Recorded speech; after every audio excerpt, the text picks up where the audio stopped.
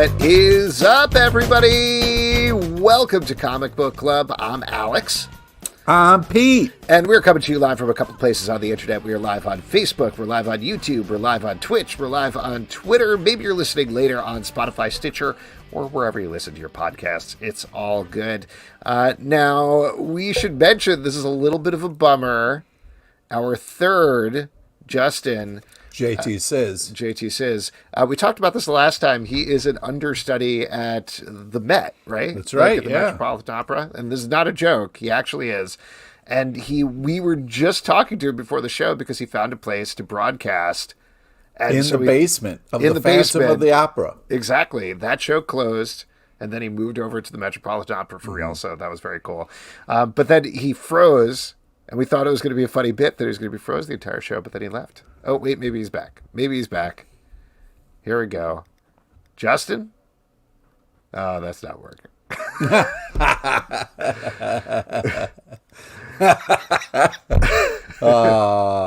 You can kind of see him in the waiting room. Hey!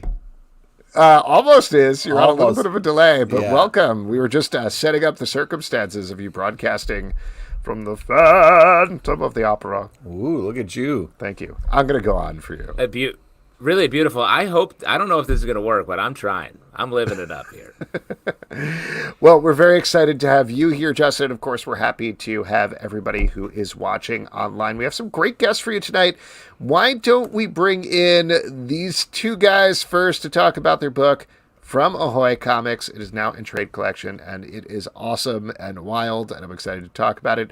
Ladies and gentlemen, Ben Clarkson and Matt Bors. Hello, woo-hoo! How are you? Yeah. Hey, what's happening? We're doing great. We're happy to be here. Yeah. Right. Oh my gosh. Which operas are you below? Yeah, exactly. I'm Pink Floyd The Wall has been running in the apartment above me for about a month now. There we go. Beautiful. And my young children are upstairs. The opera I'm often of life. underneath that opera. Yeah. We got both spectrums here. This is real nice. Yeah. So Justice Warriors is great. We were actually talking about it last week. We had another guest from Ahoy Comics on. Mark Russell was here last week. Wonderful. To talk about stuff, and he was plugging it as one of his favorite books that was coming out of Ahoy Comics right now. It was recently last month, 2 months ago now. It's been a little while, but it was collected in trade collection. And this book is wild. There are clearly you're doing a lot of very specific satirical things that we can get into, but the big thing that I was wondering just off the bat, because there are so many different aspects to this world that you're setting up, was there a germ it started with? Was it just like put it all on the table, let imagination run wild and see where you go? What was the initial idea here that this sparked into something bigger?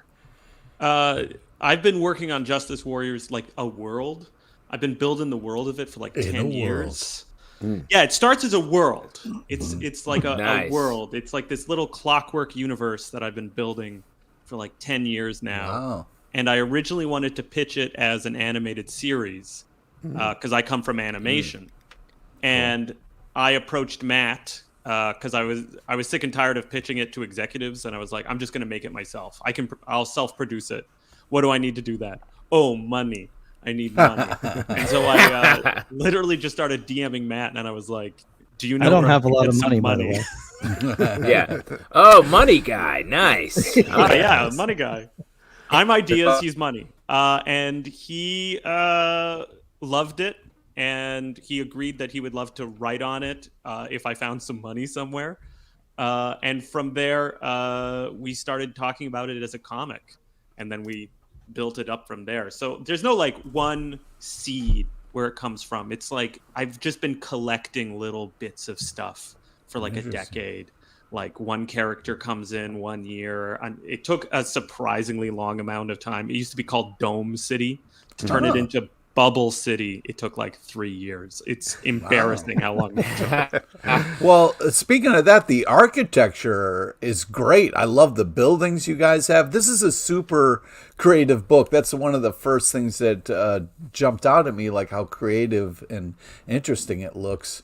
You said you worked on it for 10 years, but was there any inspiration you were pulling from or anything that you were trying to make it like?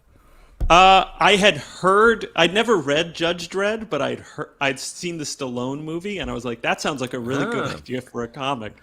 And I really love RoboCop. Nice. It I'm is a one. huge RoboCop.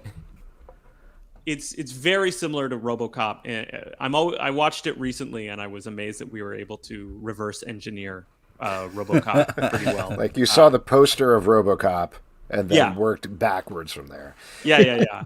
Paul Verhoeven? I don't know.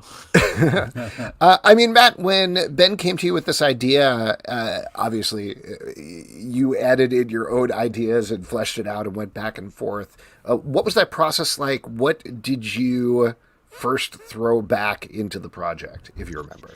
Oh boy, that's a good question. So, I came from the world of political cartooning, and I was sort of looking to get out of it around the time that Ben contacted me. I had done almost 20 years of weekly political cartoons and had felt like I had done and said everything I could possibly say in that format. And I'd always had a love for genre comics, and particularly over the top violent sci-fi stuff. So when Ben came to me with this, I was like, oh, this is right up my alley. This is the type of stuff I want to be doing. So we hit it off pretty quick, and we just started throwing ideas around before we were even going to do it as a comic. Ben did create all of the main characters and the city before. So like the prince and shit, and the two cops, Swamp and shit. God, I'm trying to remember what the first thing is. I know that I think it goes to we worked on this the 8-page introductory set, the cold open kind of, where there's this police stakeout of these mutants that have starfish parasites that are controlling them, and they're doing a raid on a grocery store to steal the baby formula. And I know that came from, me and Ben talking, because at the time I had a newborn. It was early pandemic. We were all in lockdown, and my kid had like a protein allergy, so we had to get baby formula. And I don't know if you've ever it's expensive. bought baby formula. Once you have to start buying it, you realize that it's extremely expensive and locked behind the grocery store counters, so that desperate mothers and fathers don't steal it. So I mean, that was probably the first thing. So just to set this up, I mean, I know we've been talking about some of the details here, but if people don't know it, it takes place in this city called Bubble City, like Ben said, and there's a cop, his partner. I think I could probably say this without spoiling too much, but his partner is killed by a self-driving bus pretty early on. He gets partnered up with essentially a poop emoji cop, and they try to track down the bus that killed his partner. So there's a lot of different elements going on in terms of the characters. Were there rules to the world that you established, like things that you said, okay, we have a poop emoji head guy, but this thing is going to be too far. This thing won't work in the world that the way we've set it up. In the Uz, anything can happen. In the uninhabited zone. So there's Bubble City, which is a giant bubble, and then outside, stretching to the horizon, like it's you never see the end of this zone outside of the bubble called the uninhabited zone, and it's just like mega densely populated, full of mutants and weird things. And the book, it gets weirder what happens in the Uz as the book goes on. So eventually, like, there's just like tongue people. There's every single cartoon character you could ever imagine. Everything is in the Uz, because the Uz is all like potential. It's all of the things that can happen. And it's one of the themes of the book is that it's not just about policing. It's also about like normal stuff, like normal high society versus weird. It's about right and wrong. It's about justice. It's about how we talk about things. And so the Uz really is like completely unrestrained. Anything can happen in there. The bubble, I don't know. Very norm. Yeah, I think there were no rules as far as the mutants and everything. We wanted things to be go further than we had seen other things like this in the genre go. Like, for instance, you mentioned Judge Dredd. There's also things that like Alan Moore's Top 10 and Transmetropolitan that take place in these mega cities with super weird people and cyberpunk and people with dog heads. And we wanted, there was nowhere to go except further. We didn't want to be more tame than all of those books. But we we did start talking about the rules of the world building pretty early. Like, how porous is the bubble? Can mutants go in? It's erected to keep them out. But the cops go in and out, and mostly mutants are cops, which is it's not, I don't think it's stated in the book, but we view it as probably the best job the best job that there is for a mutant in this world. Another aspect. I have a question of the if I'm book, coming through it all, Matt. Yeah. Go now. What was it like jumping from political cartooning into comics? Is there a pipeline there that feels like sort of tricky? And how did your work change? Yeah, for me, it didn't feel like that hard because I've been training for this job my whole life. All right. I've done a lot of different stuff in comics. Like I've illustrated a graphic novel that someone else wrote back in the day called War is Boring. That was a memoir of a war correspondent. I've done some nonfiction comics, and when I was younger, I did short fiction stuff that wasn't really published anywhere. So it didn't feel like it was so out of my range or whatever. It felt more like something that I had been planning to get to since I was a child. And then I did comics for my whole career, my whole adult life, but to do actual comic books took me 20 years longer than I maybe thought it would. Wow. Because I just started doing political cartoons when I was 19 in college, and then I had success and I kept doing them. And then after a while I was like, I should get back to the original plan before it gets too late in my life. Get back to the dream, man. Yeah, man. I wanted to ask you about the satirical aspects. You touched on this a little bit. Would you say that this book is anti-cop or anti-cop comics? Or neither or both, I guess. Yeah. I wouldn't say we're anti-cop comics because this is a cop comic, so we can't. I don't want to be anti-cop comics. It's a trick question right there. Yeah, I think I would say that it's not pro-cop. I think that's pretty abundantly clear. But we didn't want to. In a political cartoon, you can be anti-cop. You don't have to. You don't want to be misunderstood in a political cartoon, and the whole point of doing one is to make a point. I think in this, it's highly political. We have a lot of opinions that we put into it, but we also wanted it to be like, accessible and not totally beating people over the head with a message. There's obvious messages in it, and the police are not portrayed in a positive light. But yeah, we didn't want to just have the only message be anti-cop, because the protagonists that come in with the criticism of the bubble and the system are not exactly great people either. So they're not. It's not just like the good social movement comes in and has a critique of the cop, and then we run with that. It gets a little more complicated. Yeah, I think it's how I approach thinking about it is that it's more realistic about what the police do and what the police are for.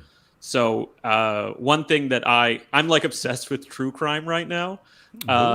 So it's very hard after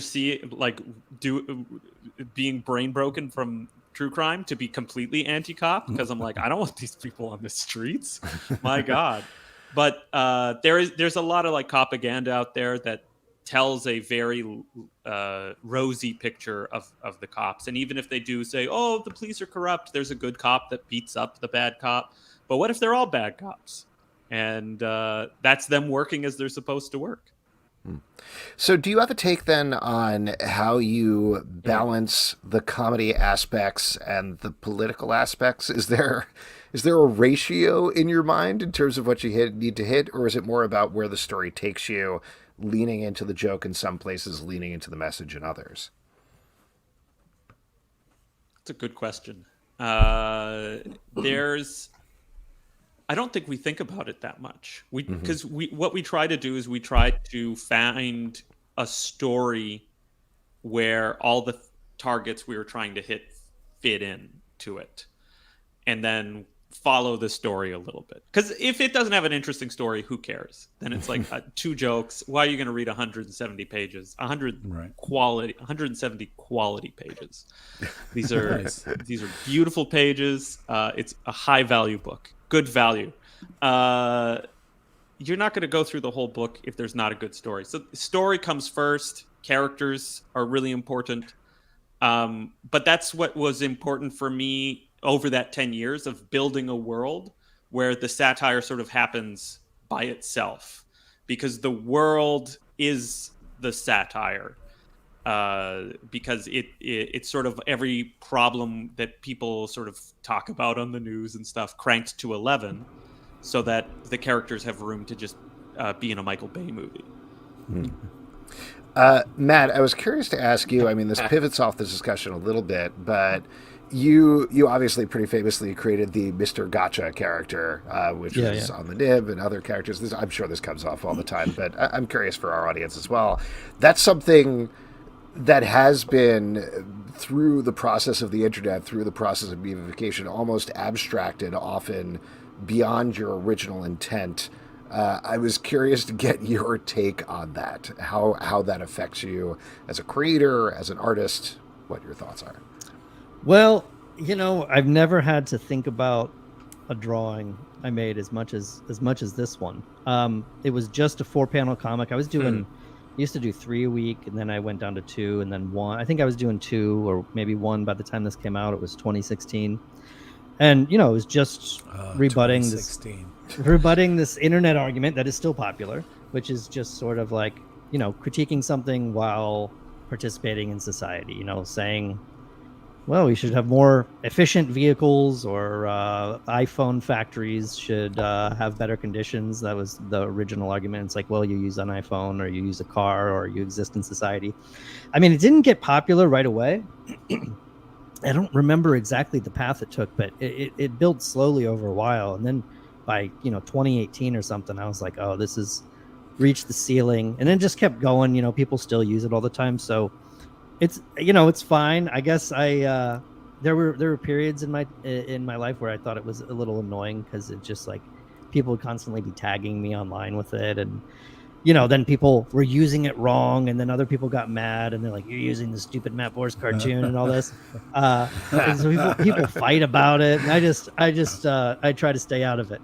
But it is known as it's usually known about Mr. Gotcha, but also a lot of people just call it the Matt Boers cartoon, which I do like, because then I get like the name bump. Yeah, credit. Yeah, that's nice. Who gets meme credit? Things. Nobody. Yeah, well, I mean, exactly. Nobody. Like, Casey Green did the This Is Fine dog. Everybody calls it This Is Fine. Yep. So I'm appreciative of the name recognition, I guess. Yeah. If it lets me do more comics that are not that, like, and people recognize me, then it's all good. I mean, I do want to get back to Justice Warriors in a second, but you're saying that you're trying to get away from political comics. Was Mr. Gotcha and the whole explosion around that any part of that, of saying, like, this is a little too much?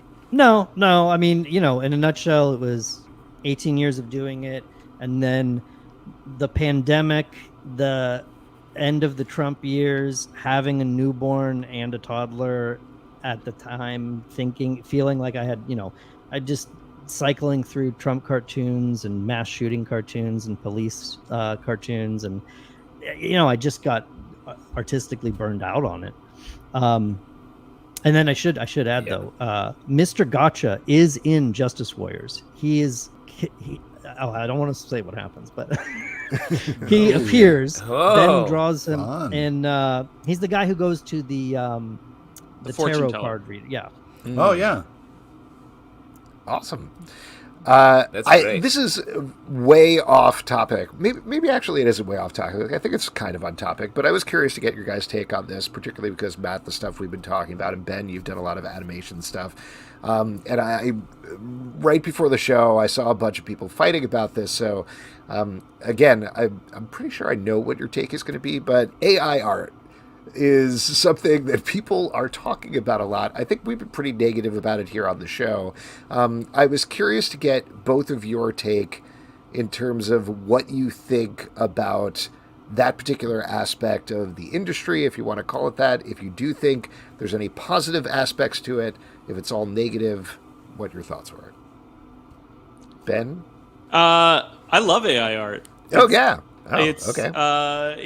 It's very funny what it makes sometimes. Last night, my sister was talking about her dog groomer, or her dog went to puppy school, and so I was like, oh, like back to school with Rodney Dangerfield, and so I made Rodney Dangerfield as a dog in Midjourney and sent that to her. And I'm not gonna sit down and like sketch that out and figure out what that looks like. Did the dog do a triple Lindy? Like, what happened? Oh yeah, it was Nice. walking around complaining about its wife.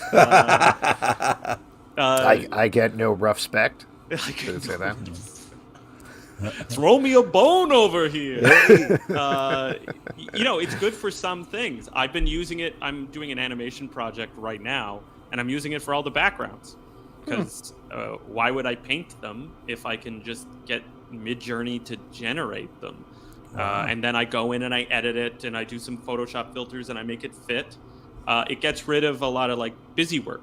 I've been asked about this before, and my take on it is it's photography. It's just like photography. Before photography, you wanted a portrait done, you paid a painter to do it. And there were a lot of mid-tier painters working in a photographic style around, and that was their job. And then photography comes along, and it just obliterates that entire market. That's sort of happened. And we don't wring our hands and say, like, oh, photography's not art. People hated photography when it first came out, and they called it not art, and they said it was a useful tool for artists. But then eventually it gained wider appreciation and adoption, and now it's its own art. I'm not a utopian about AI.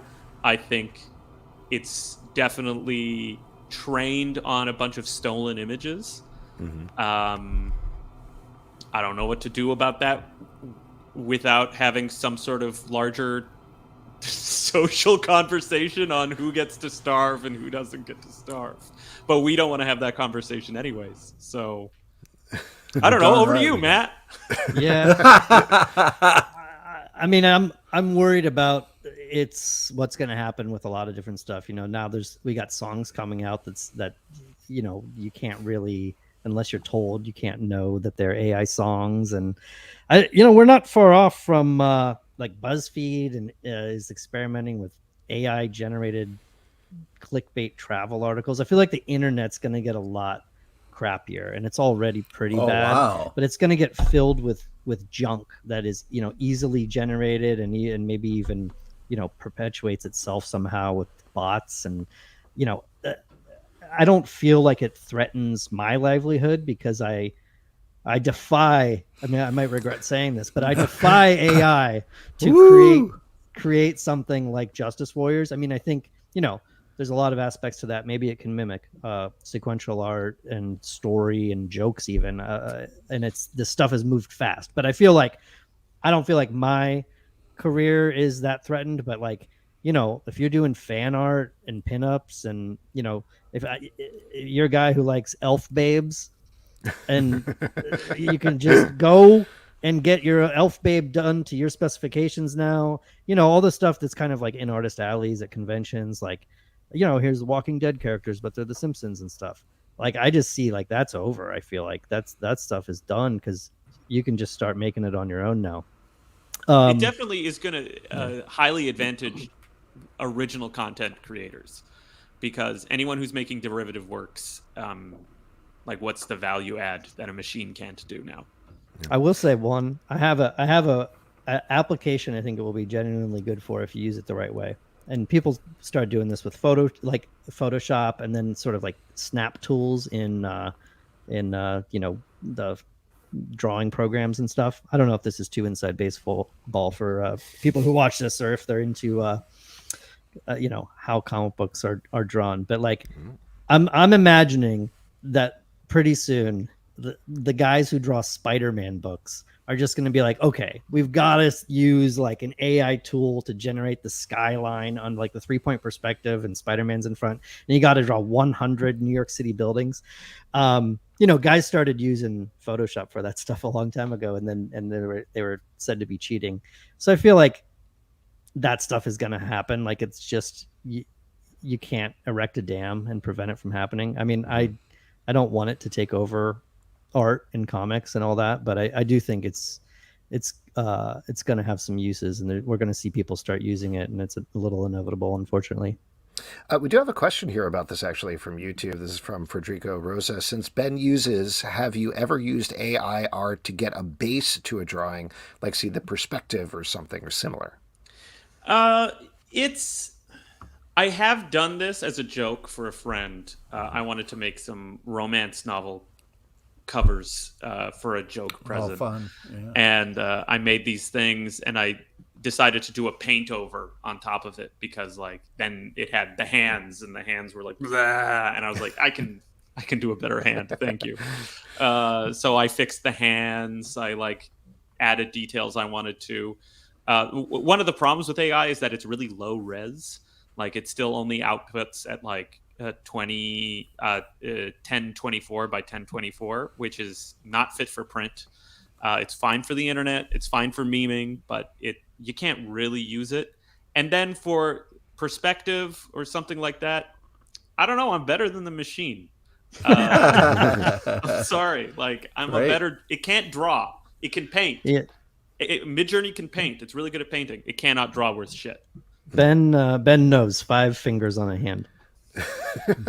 Why can't it do that? I haven't actually read about this. Well, you guys don't need to answer, but I don't know. I think I don't know the exact reason, but hands are hard. Mm-hmm. You can always tell there's a lot of artists, even very good ones, who are just not that great at hands. I think that's maybe it. There's just hands are actually complex, or maybe there's a technical explanation. I don't know, but they're gonna figure it out soon. It's that hands are really complex, and then also that hands appear in a lot of contorted poses. Like holding an umbrella is a very different pose than holding a glass, right? I got to play this to the camera. And then so those to the machine, those look like completely different limbs. And so it can't even understand, because it doesn't understand anything. It doesn't know anything. It's that's the other thing. It's not digital collage. Artificial intelligence is like this, held up as this. It would be this revolutionary discovery. I mean, it would be profound. It would change everything. But this isn't AI. We've just, in the last year or 6 months, we just started calling these programs AI, as if AI has been discovered. It hasn't. They're not actual conscious thinking machines. They are doing complex things that was hard to imagine a year ago, but I don't like how we've just all agreed that it's AI. I was going to say that, Ben, you made a face earlier. I think, Matt, you were talking about writing and writing jokes and stuff, and you made a face about that. So I work as an entertainment journalist. That's my day job. And so, like, when ChatGPT first popped up, I signed up for it just to play around with it. And same thing as you, like, input the stupidest things just to get stuff out. But mildly to torture the people I work with, I started running article ideas through it and then posting them in our Slack chat until people are like, please, I'm legitimately having a panic attack while you're doing this, so please stop. Stop playing my everything emotions. that we put in there, it's all kind of the same flavor. Like, it's enough for bottom tier. I was trying to game through it in my head because I was like, obviously I don't want this to happen because I like writing and I want that to be my job and I want that to continue to be my and other people's jobs. But how would this work? And it's the sort of thing, like, it's very bottom tier news articles that you could do. And the same thing with stories. I've fed some story ideas into it and they're all the same rhythm, the same thing. Like, they don't, you can feel they don't have a soul to them because, like you're saying, they're predictive text algorithms. They're not actually some brain that's creating something there. So Maybe somebody will fake it a little better at some point Yeah. down the road. I think that's entirely possible. But as it is right now, I think people have nothing against art. We love art, but like I think people have a lower bar to like, yeah, that looks nice. Versus there was a quote from Joe Russo, of the Russo brothers yesterday, who directed Avengers Endgame and stuff, being like, yeah, an AI movie is coming. And his example was like, you can come home and relax and just watch a movie where it's like, hey, I want to watch a rom-com, but it's me and Marilyn Monroe, which was the weirdest example possible. Well, Does it- because you no, but I think that is tips you off as to actually where that technology would go if it exists. It's not like, oh, I want to come home and I want to watch John Wick fight the Avatar aliens. It's like, well, I want to watch John Wick fuck the Avatar aliens with his gun. Like if you allow people to have this power, that's what you're going to get. That's absolutely where it's going to go. And I mean, it's going to probably give birth to some incredibly strange kinks and online videos. And this is, not to spoil it too much, Justice Warriors 2 is going to be entirely AI generated, right? Oh yeah, Yes, I'm it's- taking it easy this time.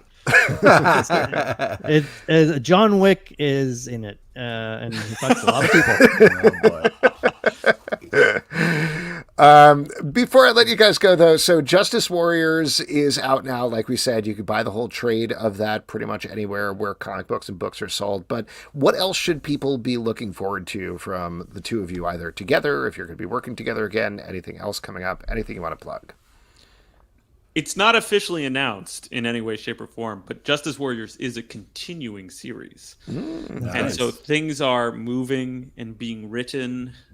Text messages between Matt and I are flying. Maybe a cover or two is being drawn.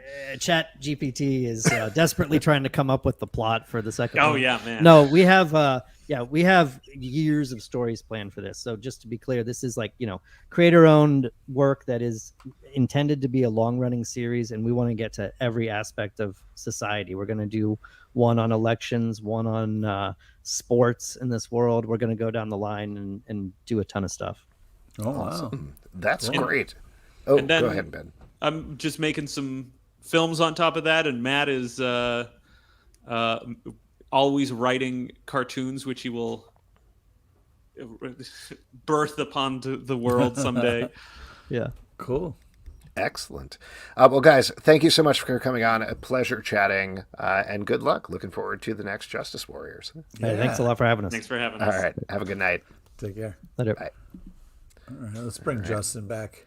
Yes, we can bring him back into the stream now. Hi, Justin. How are you? Hi, I'm back, and it's solid gold now forever. Oh, okay. Oh, you're solid gold Johnny? Is that what it is? Yeah, that's Johnny exactly Boy, right. Pony Boy? Put me in Pony Boy. That's what Yeah, it is, there we right? go.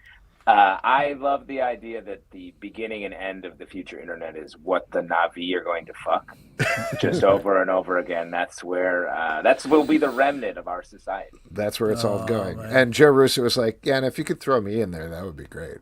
It's going to be I like love that. hundreds of Avatar in one show. Russo like, oh, this is a fun party. I can't believe the internet's going to get worse. That's insane. Oh, it is. It's always erring on that side. But Yeah, how are you enjoying Twitter, Pete? Great, much better, right? yeah. Pete actually subscribes to double Twitter Blue. He actually subscribed twice so that he can You get mail really that Elon. boost. You mail Elon an $8 every day on top of your pay, right? Well, where the internet isn't getting worse, it is not getting worse for your audience questions. And for audience questions, all you got to do is drop a question in the chat wherever you're watching, and we will get to them. They can be about absolutely anything, including what's going on with Justin's Wi-Fi and sound. You're on your AirPods now, right? Is that what's That's going correct. Yes, I'm so sorry. I'll explain later, but it's not worth talking about ever again. Oh, well, fun. I'm on? looking Well, forward let's to talk about later. what we're drinking. So, Stray Bullet designed Stray a little... Bullies. Yeah, he designed a little Aperol spritz for us today, which sounded very Ooh. delightful. Yes. Involves some champagne or sparkling water. Your Wow. typical Negroni ingredients and a little basil at the bottom, which sounds very nice. I will admit, I just made myself a Negroni because that's kind of what I wanted, but I wanted in the spirit of what we were doing tonight. But it sounded good. I don't have any basil also. Nice. You can use just normal grass from your lawn, too. I have some mint. I can throw some mint in there. That's the same flavor, right? Yeah, any leaf is good. That's why I'm making a version with poison ivy. Oh, nice. Oh, God. That's Pete, awful. you know what I'm talking about. Pete, you got, we haven't talked about this in a while. Tell people about the time you got poison ivy hives down your throat. Yeah, I'm highly allergic to poison ivy. I got it so bad one time that my eyes swelled shut and I couldn't see. Oh, Jesus. Did you have to just imagine what the Punisher was doing? Yeah, it was scary. What sucks is my imagination is better than reality, so it was a rude awakening when I could see again. Tell you what, underrated Punisher technique is just giving the criminals bad poison ivy and taking care of them that way. Yeah. Poison It's a ivy. long game. Yeah. It's a long game. What are you drinking tonight, Pete? Pacifico. Great beer choice. It's a nice kind of summer beer, even though it's What not are you summer. drinking? Like a $16 cup of wine you got in the lobby, Justin? I wish. Nope. I've got the Champagne of Waters, Canada Dry. Do you just put vodka in there, or what are you doing? No, I'm on the clock right now. There's a chance I have to go upstairs and stand on stage briefly, and when a bell rings, say a couple words. So.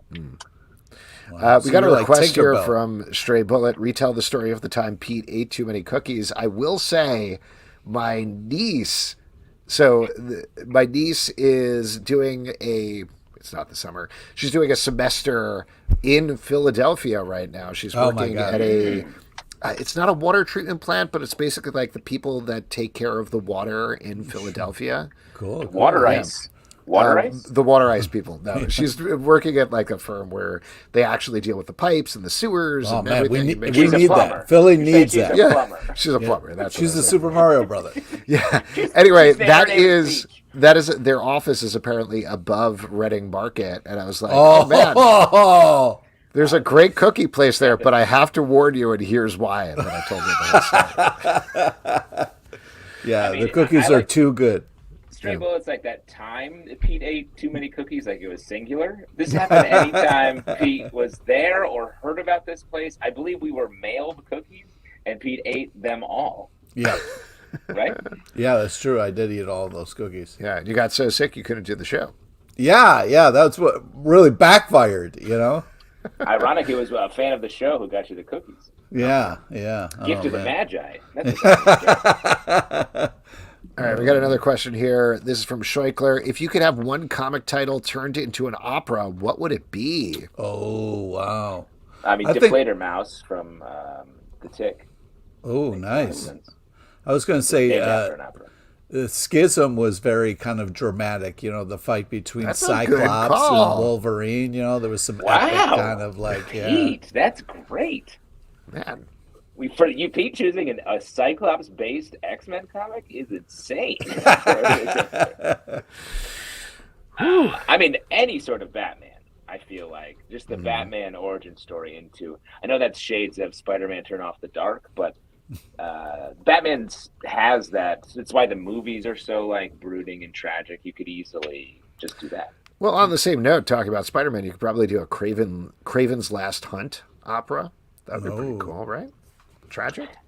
Well, I mean, Isn't I'm there a doing Craven's thing coming out, like a Craven's movie or something that just got okayed? It's Craisins. It's a Oh man. Craven California Last Craisins. It's a spinoff. Oh man. Craisins the Hunter. No, there is. CinemaCon is happening this week down in Las Vegas, and Sony had the Vegas, day. baby. Vegas, baby. Sony had the day yesterday, and they showed off the first trailer for Craven's Last Hunt, which is coming online later this year. They're not putting it up quite yet. And yeah, according to folks who were there, it was very brutal. Craven like bites a guy's nose off and kills some people and blows up a helicopter and stuff. The rhino is in it, but it's like a biological rhino, like a guy actually turns into a rhinoceros man.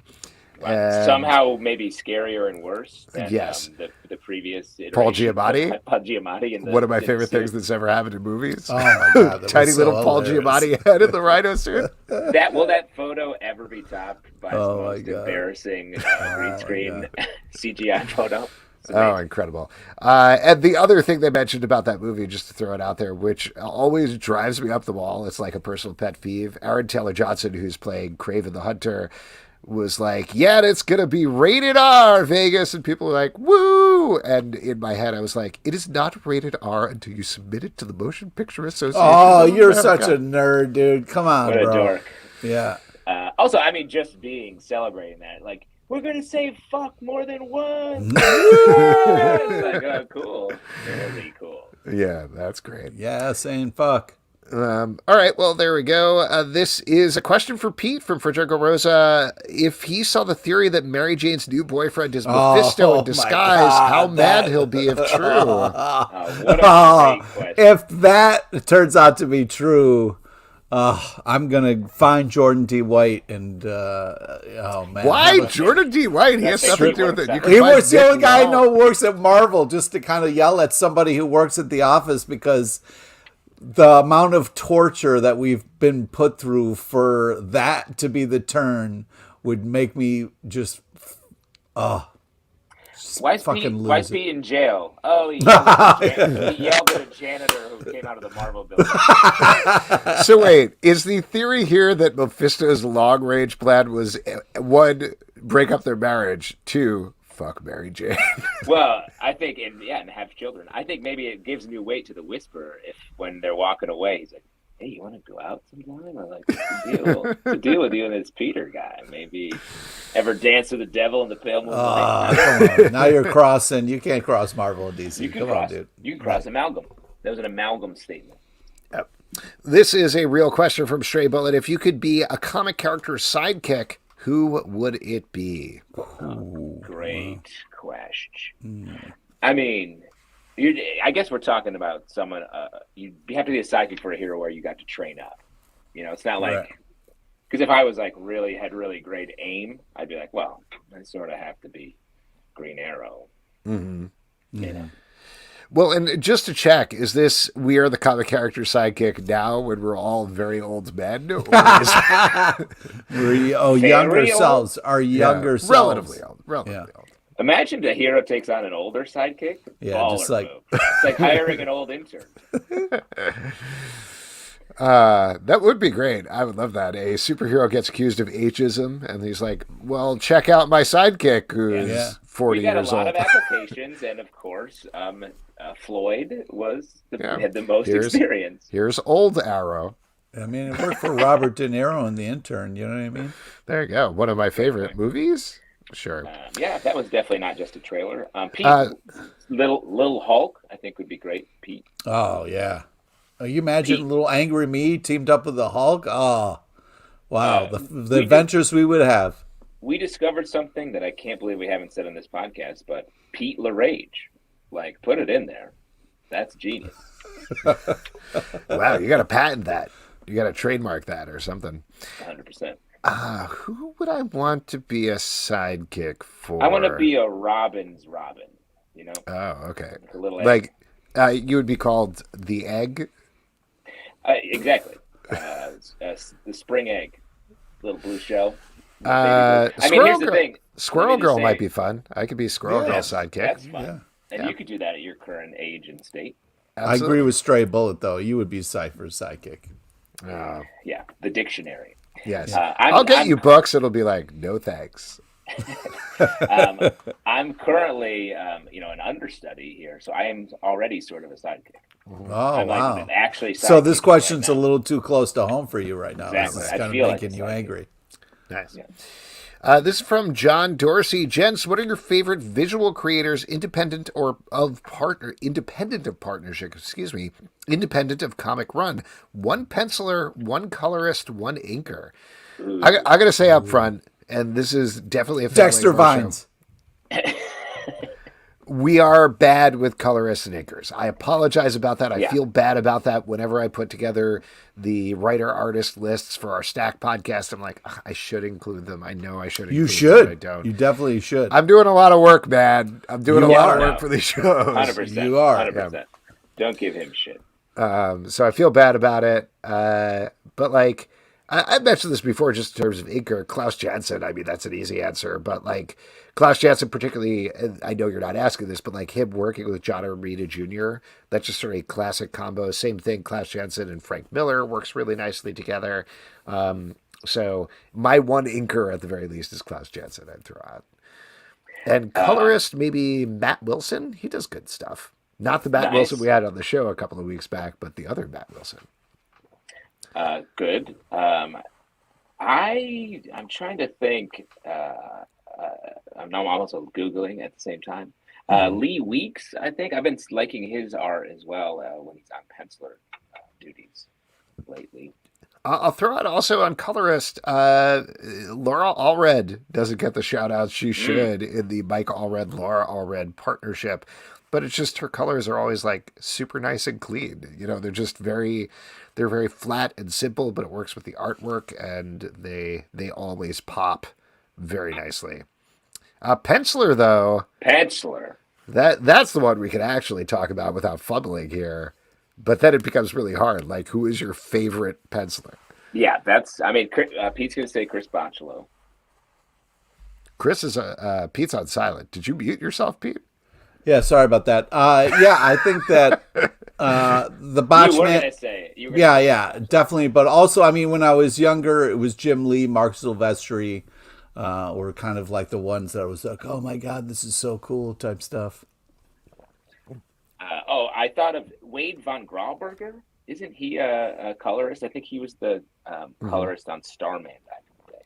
Oh, well, yeah, that's in your sweet spot. Penciler wise, man, a lot of them. I mean, I'd throw out, like, I love what Martin Morazzo is doing on Ice Cream Man. I think that's fantastic.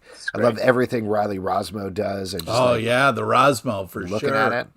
Yeah. Obviously, Gabriel Rodriguez. We love Gabriel I mean, Rodriguez. Gotta shout out Gabe. That's what I was That's a gonna given. say. Is Gabriel Sorry. Rodriguez. I mean, the thing is, it's But what's crazy is We all he like- looks like such an innocent, adorable little man, but like he's done some dark, fucked up shit, man. I mean, his art You really mean takes in you to his some life? places. Yeah. You think in his life he's done? No, I'm saying in his art and the stuff he puts out for us to see. Yeah. I'm going to shout out Nick Dragotta as well, over on the East of West back in the day. And I forget the name of the book that I think is writing and drawing that was going for a The bit. Ghost Cage or whatever it Ghost was. Cage, yeah. Yeah. I think that's it. He's cool. That's the scariest of all the cages. Let me shout out Sarah Pacelli. Oh, yeah. Very Always good.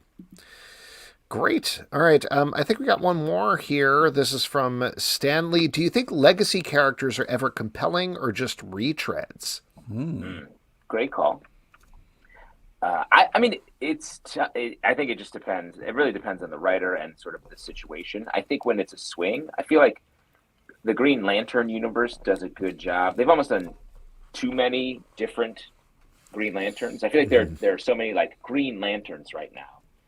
Where you're like, Yeah, but which Far one? Sector is so original. Of course, and but that's what I'm different, saying. There's a legacy there, but it's also like a totally new direction. I mean, it's easier with that because it's literally like a core. But Well, but also definitely. like Nightwing. Green Lantern Corps. Nightwing is a completely separate character from Batman, a completely separate character from the Robins. He's forged his own identity. The book right now and previously, but also like right now, is phenomenal. There's been other great runs. So it always comes down to the story you're telling. If it's a good story, we've mentioned this 1 billion times on the show, but like there's no such I think thing it's as a a little bad less character. than 1 billion. I'd 2 say billion. it's- no, we just hit 1 billion. I keep track. Yeah. There's no bad characters. It's all about the story that you are going to tell with the character. So Legacy also can provide really fascinating things in terms of what that does to the character. Like I was thinking about Blue Beetle a little bit earlier today with the new title, and that's somebody who definitely started as his own thing, but has tied back to the legacy of the other characters. And what does Ted Kord mean to Jaime Reyes and all of these other characters? It's great. It works really nicely. In fact, I feel like a lot of legacy characters actually refresh when so much of comics is like a new team comes on and they literally retread the character. Like, well, I'm going to update Green Arrow and make him a little bit cooler, a little bit different. I'm going to do this. And then it does feel like you're sort of just trying to start the engine and it doesn't always catch, you know? Well, that's interesting you say that because I'm looking forward to talking about Green Arrow and the stack with you. Well, look at that. Interesting. Well, there you go. That is your audience question. Woo-hoo-hoo. Thanks everybody for your questions. What? Just thanking people. You're thanking people. Yeah, That's for really providing nice. questions when we ask for them. You know, it's a nice. Well, we are going to move give and on take. to our next section, which is trivia, and for that, we're going to turn it over to Pete LePage. All right. This is the part we give back to you, the lovely audience. It's an opportunity to win $25 free in the form of a gift card to Midtown Comics, or of course, Long John Silver for some reason. But yeah, we just need. Do we have a volunteer? We're looking for a first here's the stand-up thing. guy. Nat was actually supposed to do it, but he didn't show up. Oh, classic. Wow. But Classic. see, that's how he pranks us. For a Yeah. while. he So showed if up there too is much. anybody, if there is anybody in the comments over on any of the places where we're watching who is interested in doing trivia, we'll have to do it comments wise. But just raise your hand. We'll take first hand up guy, and you'll win $25 to Midtown Comics. I don't know why I said that so terribly. It's okay. Man, Nat knows how to get our goat. Every Yeah, time. he sets us up, man. He really does. He does. Classic Nat prank. Hey, I'll be there. And then he isn't. Oh, man. I love that. He did that to me one time. He was like, yo, let's go to this concert together. And I was like, sweet. So I bought tickets and they never showed. Taylor What Swift, concert? Eras Tour. Mariah Carey. Oh, wow. And here's Nat! Are Wait, you is that using true? the free Wi-Fi spot in Brooklyn there? What's up? Yeah, buddy. I'm coming to you guys live from 43rd Street and 4th Avenue in Brooklyn at the fake police station where Oh. they use for movie shoots. You see this cop car? There's Not no real? cops in it. There's no cops in it. You know why? It's not real. Look at that. Wait, are you going to open up that Wow. Concord door? Are you? Yeah, I'm going to joyride this baby. Oh, yeah, It dude. did. Ghost that whip. It said movie TV on it for anybody who's listening. Oh, wow. It did. I All right, think that's bad a audio. real cop car. I think it's just the one that goes to movie sets. I think those Oh. are cops. All of these down here. This guy choking me? Not a real cop. Oh, Taking a risk. man. Wow, look at this. We have our own on-site reporter. Just Yeah, out there this is the breaking man on the news. street. I love it. And weather. He's got We're going to do for weather us. next. It's cloudy with 58 degrees. By 10 p.m., it's expected to go down to 54 degrees. Yeah, Nat, not to interrupt you, just because I know you're around the corner from the library, is it still open? Because if so, when you're doing trivia, you could walk over to my house a couple of blocks, grab 2 books that I need to return, walk them back to the library and return them. If Wow. that's Alex, cool. I'd love to do that, but I am connected to New York City's free Wi-Fi. All right, take it away, Pete. All right, great. Also, he's not your personal assistant, you asked. So, okay, today's trivia is on topical comic news and a small nod to the legend, El Jaffe, R.I.P. Fold in, baby. All right, please listen to all 3 options before making your selection. Here we go, Nat. Question number 1. New villain alert in Scarlet Witch number 7, out in August. What is the name of the new villain? Is it A, Hexfinder, B, Magician Creepy, or C, Michael Maestro? Okay, Pete, I think I'm gonna have to go with A, Hex Yeah. Finder. Nice. Well done, sir. Great well job. done. Wow. Let's make sure he's not looking the answer up on that. Yeah, free Wi-Fi. Here we go. Question number 2. Dark Horse is bringing 2 great things together. Oh, wait, real quick. This is a good fact. In 1901, New York was the first place to put license plates on cars. That's pretty cool. Sorry, it's just as good as the facts you're doing, though, Pete. Oh, my God. That's messed up. Now Okay. Alex are trying to out-trivia you, and you're getting played. Oh, my God. Played here. Okay, Dark Horse bringing 2 great things together. What are they? Is it A, Teenage Mutant Ninja Turtles and Stranger Things? Wait, look B, at the Bay Ridge Nursery in 1948. Isn't that crazy? yep, That is sure pretty is. crazy. Okay, sorry, Pete. Continue. Okay, great. Okay, it's time for culture. Take it away, Pete. B, what about with names? And C, Ishmael Peter Calcelius Nelson. Uh-oh. What happened there? So, Nat, you want to obviously pick A, Teenage Mutant Ninja Turtles and Stranger Things. Yeah, I think it's gonna be A, Teenage Mutant Ninja Turtles and Stranger Things. You're correct. I'm excited Great. Oh my God, for thank you. both those things together in one comic book. My mind is blown. Okay, question number 3. Jeff Lemire's next cool project has a funny name. Is it A, Fish Flies? B, what about an actual funny name? C, Maria Chatone. I really wish that it were B, but I'm gonna have to go with A. You are correct, sir. Wow. Oh, and that's it for Nat. And Nat did his job and he's out. The Wi-Fi.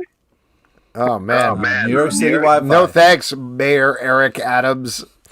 All right, Nat, congratulations. You won a $25 gift card to Midtown Comics. I'm going to kick you out now, but email us and we will get you set up. And there you go. That's our Nat on the Street reporter. Yeah, nice job, Nat. Now, what was your secret? Well, of course, I was talking about the 2013 short Bum Future. Short films. Definitely. Great. They count. Well, cool. As we all know, new comic books are coming out all week long. What are you guys looking forward to? Pete? Looking forward to Unstoppable Doom Patrol number 2, Darth Vader Black and White, and Deep Cuts number 1. Wow. Black, white, and red. Yeah, Black, White, and Justin, Red. what about Sorry. you? Thank you. I'm looking forward to Blue Book number 3 by Oh, our guy James Tynion IV. dude. JT4. Which is really fun. A couple gets abducted by aliens and all the fallout. Really interesting art style. It's a little too creepy for me. It's too creepy for Pete, and that's what I love about it. And got to give a shout out to, I guess, 2 others. We got some. Do you think it's Jed McKay? Yes. Do you think it's cheating though, because you're rooting for a JT and you're a JT? You know what I mean? Yes, but I'm rooting for with JT stick together. And Okay. the next book I'd like to recommend is Justin Timberlake's recent video, his music video that he shot. No, I want to shout out the Jed McKay books that are coming out tomorrow. Mary Jane and Black Cat number 5, and the other one is Doctor Strange number 2. Also from Marvel Comics. Oh, and yeah. Local Man number 3 by Tim Seeley. One of my favorite new books on the stands. Yeah, Ooh. so About many a guy good who books. comes home. Yeah. Yes, always great to hear about a guy who comes home. A couple of things that I'm looking forward to. I'm looking forward to The Neighbors number 2 is coming out from Boops Views. The first creepy. issue of that was Too terrifying. So creepy. very excited to check out the second issue. And also speaking of second issues, Clobbering Time number 2 from Steve Scroce. Just a absolutely wild, super gross, preying on my fears of the things, rocks coming off. I did not like. I did not like what happened. But if anybody's going to do it, like we said with the first issue, Steve Scroce is the man to do it. All of those things are going to be reviewed in our Stack podcast that drops Wednesday at 9 a.m., both in the Comic Book Club feed and its own dedicated Stack feed. And folks, that is it for this week's show. Couple of people we want to thank. We want to thank Ben Clarkson and Matt Bors for coming on. Be sure to check out Justice Warriors from Ahoy Comics, as well as In the Collected Trade. Next week on the show, Neil Clyde, our old friend Neil Clyde, is going to be here to talk about his new X-Men novel, The Phoenix Chase. And Stephen Frank is going to be here to talk about Palomino, so should be a fun one. A couple of other podcasts you can check out. Sons of a Gun, our DC podcast, running pretty much every week. We've been doing a couple of news updates, and that's been fun. And Pete's been screaming at me. Marvel Vision, our Marvel podcast, also doing some Marvel news updates there. Riverdale After Dark, our Riverdale podcast, that is running every week after the show, and that show's fun. And also I'll mention Candymen, our Sweet Tooth podcast, coming back this week. Starting Thursday, we're going to have daily episodes. They're going to be rolling out. We'll recap an episode of the show and review daily. I can't wait to eat some candy. Yes, and reviewing a piece of candy.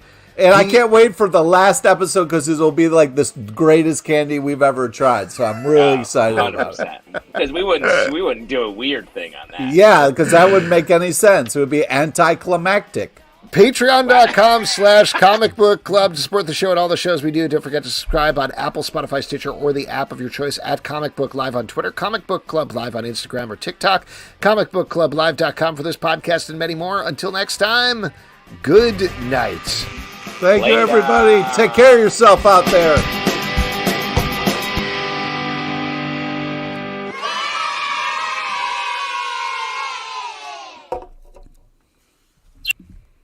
Hail yourselves.